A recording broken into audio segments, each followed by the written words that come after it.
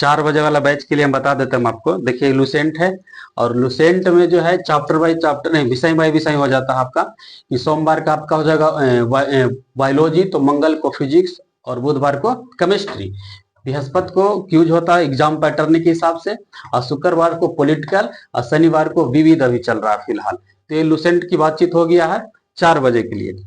और एक दूसरा बुक है आपका, देखिए ये Bihar SSC first inter level हो गया खत्म, तो ये प्रीवियस उसका भी है। और बीपीएससी जितना टीचर वगैरह और बीपीएससी 65वीं 86वीं ये सब जितना है उसमें ये प्रश्न है इंटर लेवल 2 के लिए। तो ये हो गया आपका दूसरा बुक। तीसरा बुक चलेंगे लेकर के एसके झा सर का, अभी फिलहाल इसका चालू हुआ है, फिजिक्स केमिस्ट्री बायोलॉजी साइंस चल रहा है नहीं, ये चलता है 3 दिन, सोमवार मंगल बुध, ये हो गया आपका। और एक बुक चलता है करेंट का स्पीडी, करेंट का स्पीडी चल रहा है ये तो डेली चलता है करेंट का स्पीडी। और एक बुक और चलता है 4 बजे ही, ये चलता है शुक्रवार को सिर्फ सार संग्रह एनसीईआरटी, इसमें खत्म हो गया फिजिक्स केमिस्ट्री बायोलॉजी। और शनिवार को 3 बुक और चलता है 4 से 5 ही, यानी मिला जुला करके कितना बुक हो गया, 4 तो डेली चलता है, एक इधर घुसा 5, और 3 बुक शनिवार, 5 3 8, हफ्ता में 8 बुक से होमवर्क आपको मिलता है। और 3 बुक क्या है शनिवार को, ये देखिए साइंस का स्पीडी हो गया एक, आप बता रहे हैं हम आपको ऑनलाइन के लिए, वो समझ जाएंगे। एनसीईआरटी रुक्मिणी का है सार संग्रह, कितना था जी 27,000। और एक और बुक है,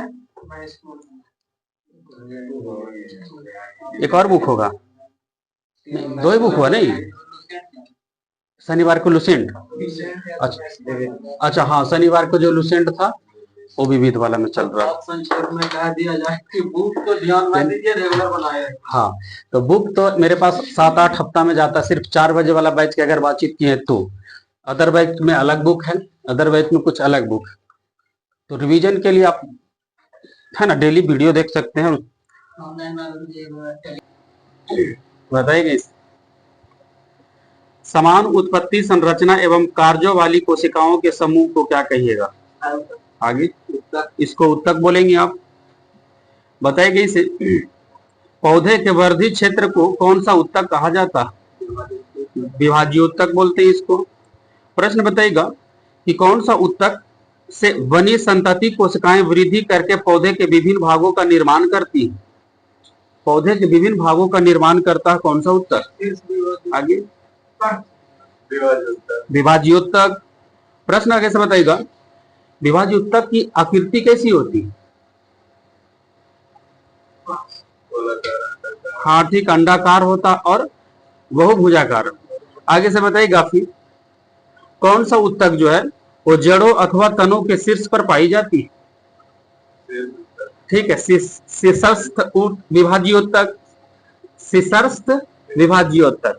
बताइएगा इस आपका पौधे की प्राथमिक वृद्धि किस उत्तक के कारण होता है? स्टार्टिंग वृद्धि शीर्षस्थ विभाजीय उत्तक। ठीक है, बताइएगा आपका कि कौन सा विभाजीय उत्तक जो है विभाजन होने से उसको जड़ तथा तने के घेरे में वृद्धि होता है? आगे कौन सा उत्तक के विभाजन होने से जड़ तथा तने के घेरे में वृद्धि होती है, अर्थात इससे तना तथा जड़ की मोटाई में भी वृद्धि होती है?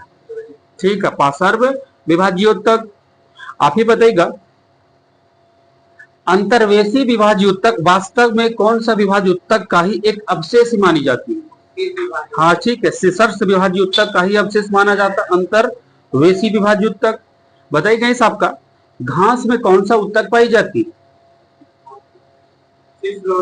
आगे ठीक है, अंतर्वेशी विभाजीय उत्तक। बताइएगा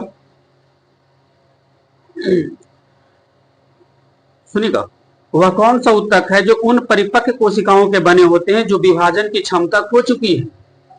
अस्थायी उत्तक। प्रश्न बताइएगा अस्थायी उत्तक किसमें हो सकता है जी?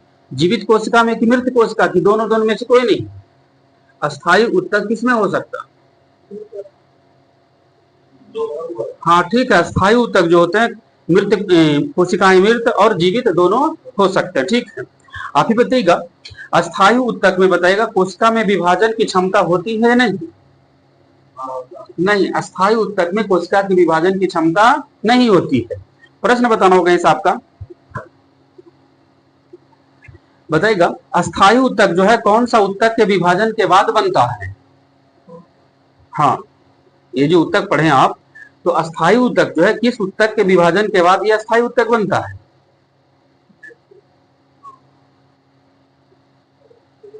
अस्थायी उत्तक किस उत्तक के विभाजन के बाद ही बनता है?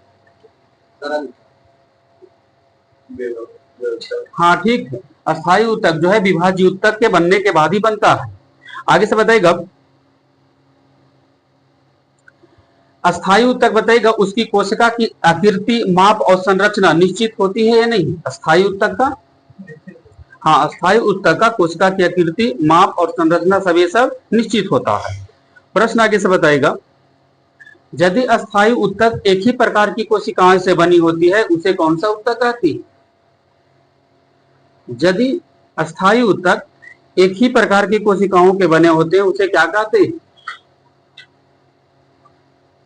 सरल उत्तक इसको बोला जाता है। आगे से बताइएगा सरल अस्थायी उत्तक को इनके कार्य और कोशिकाओं के संरचना के आधार पर कितने भागों में बांट दिया गया? हाँ, सरल अस्थायी उत्तक को 3 भाग में बांट दिया गया है। 3 भाग का नाम बताइएगा, पैरेन्काइमा, कोलेनकाइमा और स्क्लेरेन्काइमा। तो उसी में से बताना होगा आपका कि कौन सा उत्तक जो है पतली सेल्यूलोसिका दीवार के साथ गोलाकार आइसोडाइमेट्रिक कोशिकाओं के साथ जीवित उत्तक है। हाँ ठीक बोल दिए, पैरेन्काइमा। बगल से बताइएगा अंडाकार बहुभुजाकार की कोशिका के साथ जीवित यांत्रिक उत्तक किस उत्तक को बोला जाता है? उत्तक जिसमें कोई अंतरकोशीय स्थान नहीं होता उसको बोलते हैं कौन सा उत्तक? कोलेनकाइमा इसको बोलते हैं। प्रश्न बताइएगा आपका मृत यांत्रिक उत्तर अत्यधिक मोटी लिग्निफाइड दीवार के साथ लंबी पतली कोशिका के साथ होती है, कौन सा उत्तक? स्क्लेरेन्काइमा। अब इसी में से आता है क्वेश्चन कि पौधे का लचीलापन किस उत्तक के कारण होता है? हाँ ठीक है, पौधा में जो लचीलापन होता है कोलेनकाइमा और दृढ़ और मजबूत जो होता है स्क्लेरेन्काइमा। आप ये बताइए कैसे? यदि अस्थायी उत्तक एक से अधिक प्रकार की कोशिकाओं के बने होते हैं उसे क्या कहते हैं? हाँ ठीक है, जटिल उत्तक इसको बोलते हैं। बताइएगा किस उत्तक को प्रायः कास्ट भी बोला जाता है? फ्लोएम की जाइलम? कास्ट, प्रायः कास्ट कहा जाता है, जाइलम को बोलते हैं। बताइएगा जाइलम का कितने मुख्य कार्य है? जाइलम का 2 मुख्य कार्य है।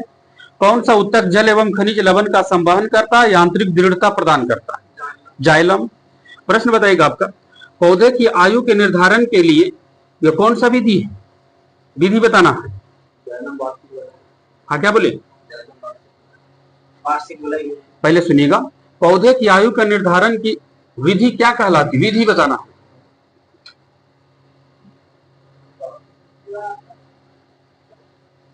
पौधे की आयु के निर्धारण की विधि क्या कहलाती?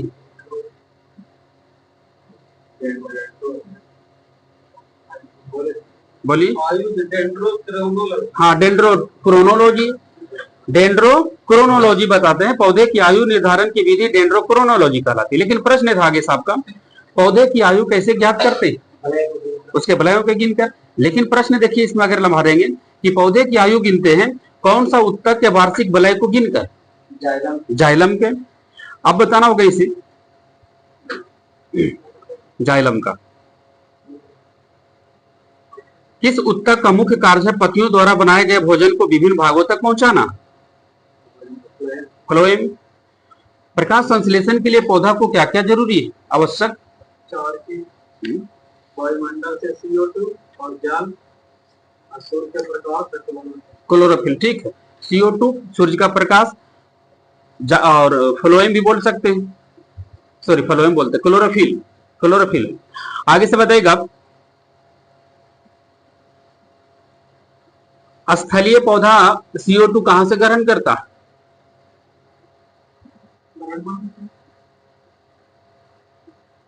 स्थलीय जमीन पर जो पौधा है CO2 कहां से ग्रहण करते? वायुमंडल से। आप ही बताइए कैसे? जलीय पौधा CO2 कहां से ग्रहण करता है? ठीक है, जल में घुली हुई कार्बन डाइऑक्साइड से। बगल से बताइएगा पौधे के लिए प्राणदायी गैस कौन सा है? Carbon dioxide. वायुमंडल में कार्बन डाइऑक्साइड की मात्रा कितना प्रतिशत? ठीक है, 0.03%। सत्य फल का निर्माण किससे होता है? अंडाशय से। बगल से बताना होगा आपका नींबू, संतरा, मौसमी, बेल किस कुल का पौधा है? रुटेसी। लीची का कौन सा भाग खाते? एरिल। ठीक है। नारंगी का कौन सा भाग खाया जाता है? नारंगी। जूसी हेयर। बताइएगा कपास, भिंडी, गुलहड़ किस कुल का पौधा है? मालवेसी। नारियल, तर, सुपारी किस कुल का पौधा है? हाँ, पाल्मी। ठीक है। आप ही बताइए इसे तारपीन का तेल किस पौधा से निकालते हैं? चीड़ के वृक्ष से निकालते हैं। बताइएगा पत्ती का मुख्य कार्य क्या है? जो हरा रंग का पत्ती है उसका मुख्य कार्य क्या है?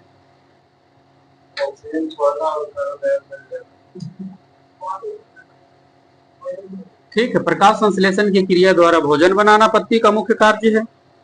बगल से बताइएगा पौधे का जनन अंग क्या कहलाता है? एक किसका भाग है वो? हाँ, तो पौधे का जनन अंग हो गया पुष्प। बताइएगा आपका क्वेश्चन होगा आपका सागोपाम कहा जाता किस पौधा को? साइकस। सेड्रस का तेल किस वृक्ष से निकालते हैं? सेड्रस का तेल।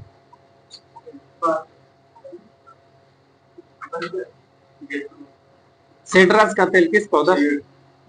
देवदार। बगल से बताइएगा किस समूह के पौधा को वनस्पति जगत का उभयचर कहते हैं? किनका आपका वनस्पति जगत को उभयचर कहा जाता है किस समूह को? जैसे ब्रायोफाइटा, थैलोफाइटा। आगे ब्रायोफाइटा को बोलते हैं वनस्पति जगत का उभयचर। बगल से बताइएगा आपका होगा क्वेश्चन दलहनी पौधे के जड़ में बताइएगा कौन सा जीवाणु पाई जाती है?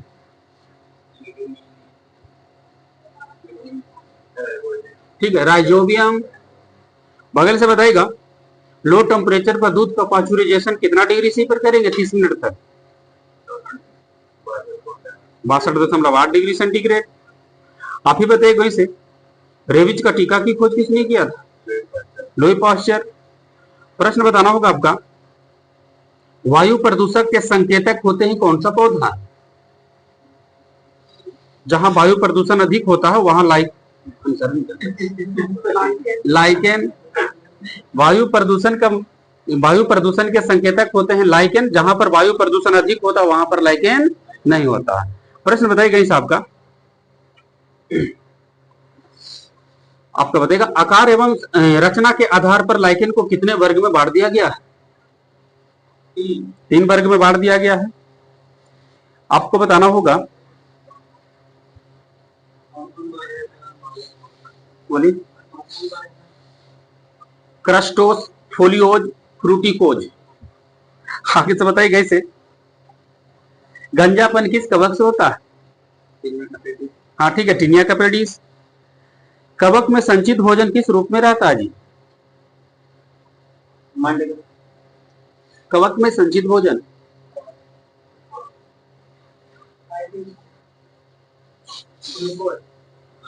ग्लाइकोजन के रूप में रहता है। यहां से बताइएगा आपका क्वेश्चन होगा इसे गुणसूत्र में पाए जाने वाले अनुवांशिक पदार्थ को क्या कहते हैं? जीनोम बोलेंगे। चिंपांजी में कितने गुणसूत्र होते हैं? 48। प्रश्न आगे से बताना होगा आपका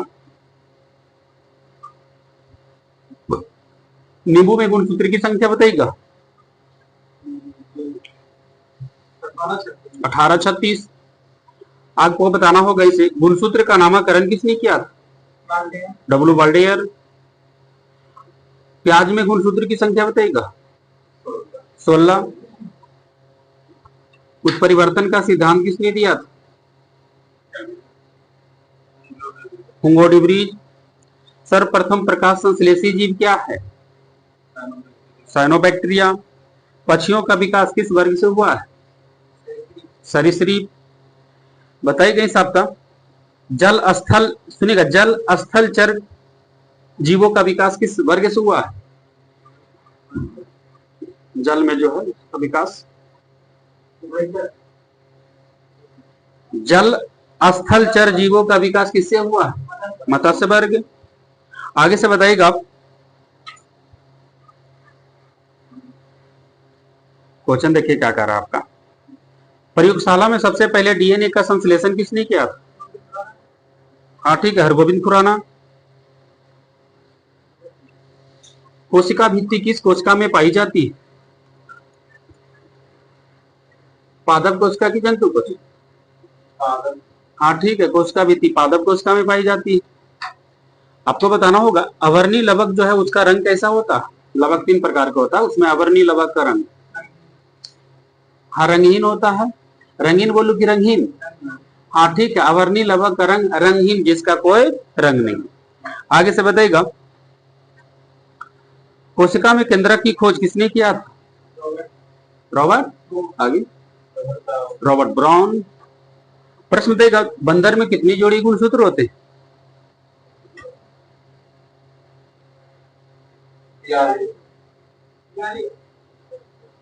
बंदर में कितनी जोड़ी गुणसूत्र? 21 जोड़ी। आगे से बताएगा, जोड़ी में ना बताना है आपको, 42 को होगा 21 जोड़ी।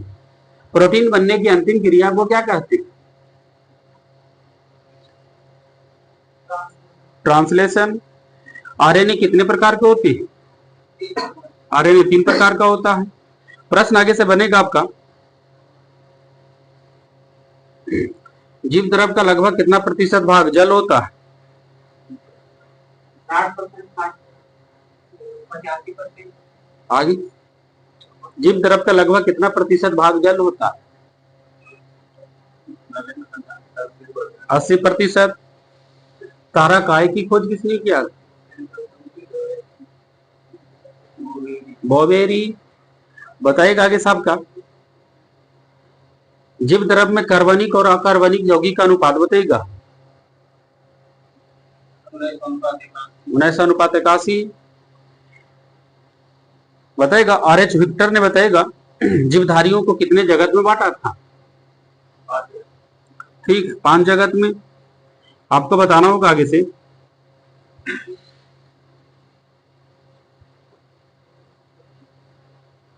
सुनिएगा पादप एवं जंतु के बीच स्थिति जो बनाता है वो कौन?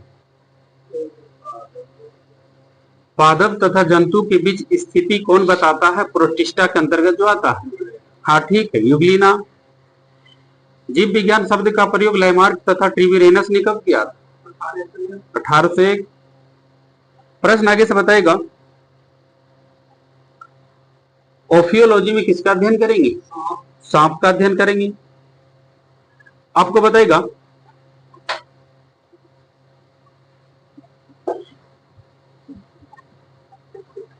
मेटाफेज कहा जाता है किसको जी? आर एच विक्टर ने जीवधारियों को 5 जगत में बांटा है, उनमें से एक को मेटाफेज बोलते हैं, मेटाजोआ बोला जाता है। मेटाजोआ किसे बोला जाता है? जंतु, कवक, पादप, प्रोटिस्टा, मोनेरा। आगे किसको बोलेंगे मेटाजोआ?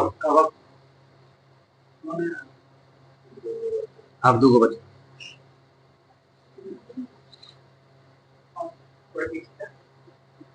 अब एक बचे। मेटाजोआ किसे कहा जाता? जीवाणु तो ऑप्शन में भी नहीं है। जंतु। क्वेश्चन था कि जंतु जगत में सभी बहुकोशिकीय जंतु समय भोजी यूकैरियोटिक्स उपभोक्ता जीव सम्मिलित किए जाते हैं, तो इनको मेटाजोआ भी कहते हैं। यानी जंतु जगत वाला जो सब जीव होता है इनको क्या बोलेंगे? मेटाजोआ बोला जाता है। वर्गीकरण की आधारभूत इकाई क्या है? जाति है वर्गीकरण की आधारभूत इकाई। जी 76। बिहार की पेंटिंग विधा कौन सी है, जो प्रसिद्ध पेंटिंग है बिहार में? हाँ, बिहार की पेंटिंग विधा कौन सी है? मधुबनी। बताएगा भारतीय संसद पर आतंकवादी हमला कब हुआ था? 2001। किस मौर्य राजा ने दक्कन पर विजय प्राप्त किया था?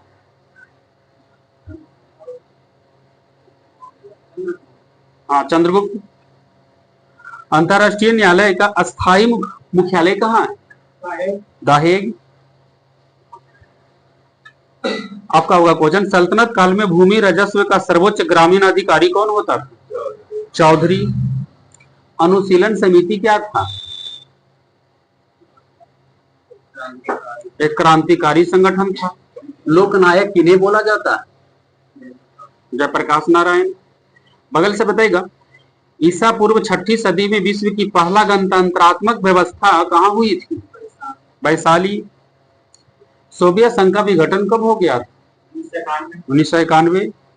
चीनी यात्री हेनसोंग ने किस विश्वविद्यालय में अध्ययन किया था? नालंदा विश्वविद्यालय।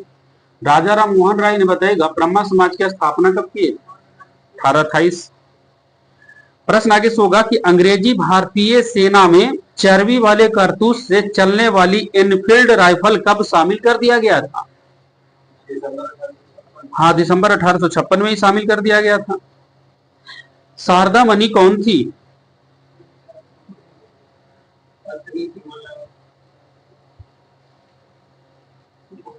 शारदा मणि कौन थी? ठीक है, रामकृष्ण परमहंस की पत्नी थी। 1899 में 1900 के मुंडा क्रांति का नेता कौन थे? बिरसा मुंडा। नागरिक सेवाओं के लिए प्रतियोगिता परीक्षा प्रणाली को सिद्धांत कब स्वीकारा गया था? लॉर्ड डलहौजी के समय में।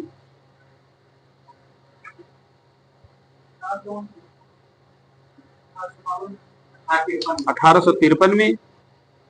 प्रश्न आगे से होगा, तीसरी बहु संगीत की कहां हुआ था? पाटलिपुत्रा। दूसरी बहु संगीत की कहां हुआ था? वैशाली। प्रश्न बताइएगा, अर्थशास्त्र के अनुसार सीता भूमि का अभिप्राय क्या है जी?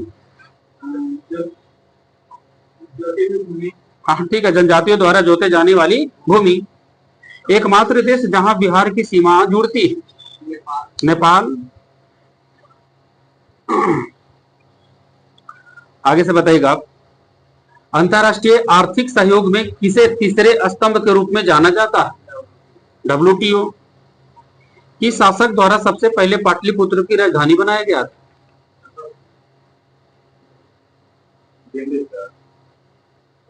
उद्यान।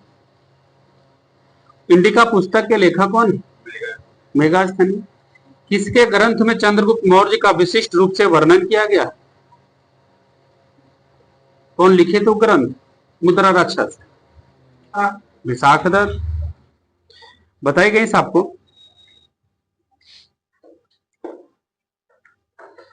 हिंद महासागर के तटीय क्षेत्रीय सहयोग संगठन के चार्टर पर कब हस्ताक्षर हुआ था? 1945। हिंद महासागर के तटीय क्षेत्रीय सहयोग संगठन के संगठन 1997। शक्ति स्थल किस व्यक्ति की समाधि स्थल है? इंदिरा गांधी। प्रश्न आगे से बताइएगा, 1906 में बताइएगा कौन सा गवर्नर था जिसने शिमला में मिले मुसलमानों के शिष्टमंडल के लिए पृथक निर्वाचन वर्ग की घोषणा किया था? बोल सकते हैं?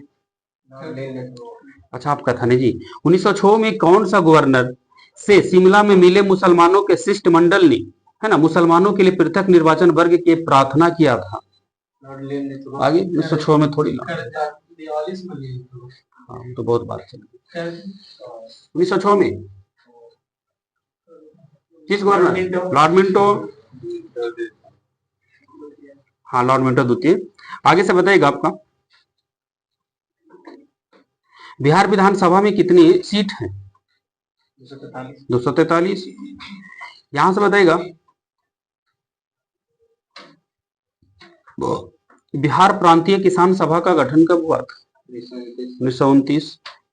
हड़प्पा के एक उन्नत जल प्रबंधन प्रणाली का पता किस जगह से मिला था?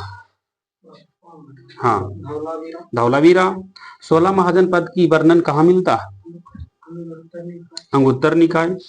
ब्रिटिश राज में बिहार के कृषक वर्गों को किस श्रेणी में रखा गया था? ब्रिटिश राज में बिहार के कृषक वर्गों को किस श्रेणी में रखा जा सकता है? पंचमुखी वर्गीकरण में। बताइएगा भौगोलिक क्षेत्रफल की दृष्टि से भारत में बिहार का क्रम क्या है? हाँ, क्षेत्रफल से कह सकते हैं। आगे 12 क्षेत्रफल से। जनसंख्या की दृष्टि से बिहार पूरा भारत में कितने स्थान पर आता राज्य में? तीसरा। प्रश्न आगे से बनेगा आपका।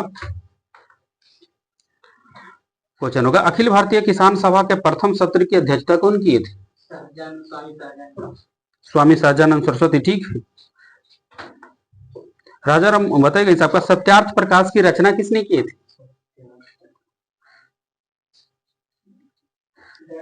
दयानंद सरस्वती। प्रश्न बताइएगा सुरक्षा प्रकोष्ठ की नीति किस गवर्नर ने अपनाया था? सुरक्षा प्रकोष्ठ की नीति किस गवर्नर ने अपनाया था? Warren Hastings. आगे से बताइएगा किसने कहा कि जन्म मेरा जन्मसिद्ध अधिकार, स्वराज मेरा जन्मसिद्ध अधिकार और मैं इसे लेकर रहूंगा? बाल गंगाधर तिलक। भारत के लगातार 2 कार्यकाल के लिए राष्ट्रपति कौन बने थे पहला? डॉक्टर राजेंद्र प्रसाद। क्वेश्चन होगा आगे से आपको पूना पैक्ट जो हुआ था किन दो व्यक्ति के बीच 1932 में? Mahatma Gandhi B are Ambedkar. आप ही बताइएगा इस आपका छठी पंचवर्षीय योजना का कार्यकाल बताइए। 1980 से 85। वायु में कौन सा नोबेल गैस नहीं है वायुमंडल में? आगे रेडॉन। जिनॉन सबसे कम है। आगे से बताइएगा कांग्रेस के एकमात्र अधिवेशन बताइएगा जो गांव में हुआ था कब? 1937 के फैजपुर अधिवेशन। आतिशबाजी में हरा रंग किसके कारण होता है? बेरियम। बेरियम का परमाणु संख्या बताइएगा। 56। बताइएगा इस आपका ब्रोमीन की परमाणु संख्या कितनी होती है? यह था 35। लोकसभा का कार्यकाल कितना समय का होता है? 5 वर्ष। राज्यसभा का कार्यकाल कितना समय का होता है? अस्थायी सदन है, इसका कोई कार्यकाल नहीं नीचे। आगे से बताइएगा लोकसभा का सदस्य रहते ना तब 6 वर्ष हो जाएगा। अंतरराज्यीय परिषद का गठन किस अनुच्छेद के तहत होता है? 263। आपको बताइएगा रूसी क्रांति कब हुआ था? 1917। बताइएगा आगे से तमिलनाडु के मुख्यमंत्री अभी कौन है? एम.के. स्टालिन। यहां से बताइएगा आपका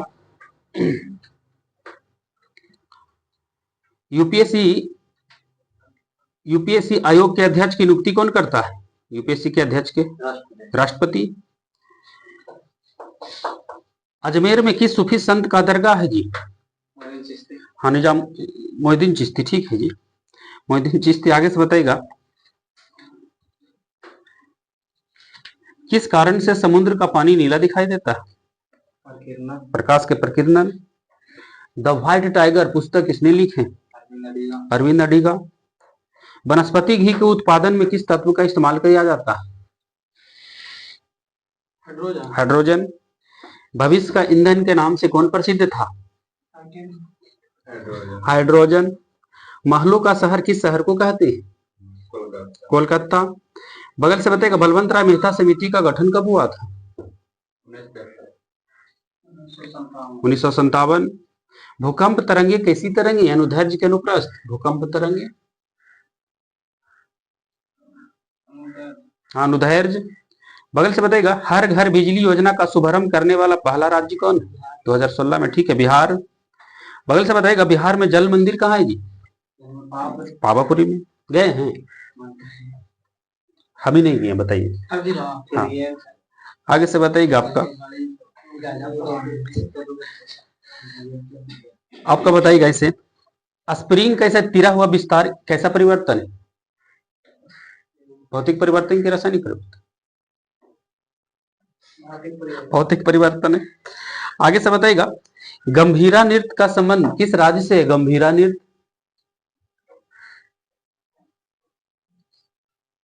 गंभीरा नृत्य का संबंध किस राज्य से? कोई पश्चिम बंगाल। बताइएगा कि आपका भारत में रजत क्रांति का संबंध किस क्षेत्र से? रजत क्रांति अंडा उत्पादन से है। आप ही बताइएगा ब्लैक फॉरेस्ट किस प्रकार का पर्वत है? अपशिष्ट पर्वत, ब्लॉक पर्वत, इस करके बताना। हाँ, बलित पर्वत। ब्लैक फॉरेस्ट किस प्रकार का पर्वत?